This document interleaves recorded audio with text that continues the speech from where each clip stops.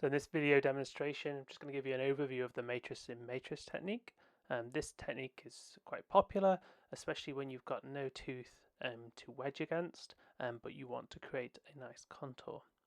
So you can use any band as the outer matrix, but I particularly like to use one in a Toffelmeier retainer, and I particularly like to use the U bands that are available from Tor VM.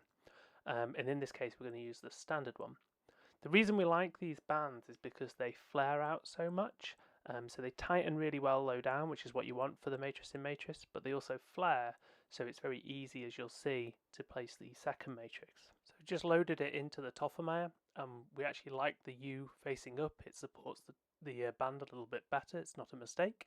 And then you can see how these really flare out, these bands. So took it through the side, it fits much better in the mouth, and we can tighten that right up, and they really nip really well cervically, these bands, so they're very, very helpful for lots of applications.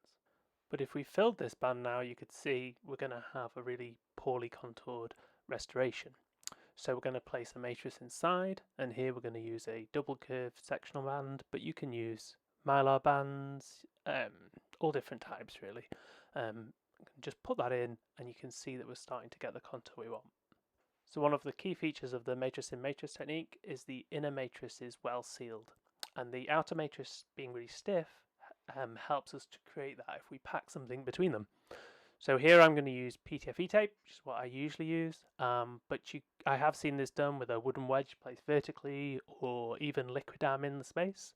But PTFE gives you a nice customizable kind of packing quality, so you don't get matrix deformation and you can add more in. When you do the PTFE, just don't overwork it as you place it. Wet your instrument slightly is always helpful, and just take your time. It's a fiddly process, and try and just line it up so that the inner matrix isn't deformed but sealing nicely. And when that's done, you should have a matrix assembly that is stable enough for you to pack against and to complete your restoration. And that's it. It's a really useful technique. Try different outer bands and inner bands, and I'm sure you'll find it very helpful.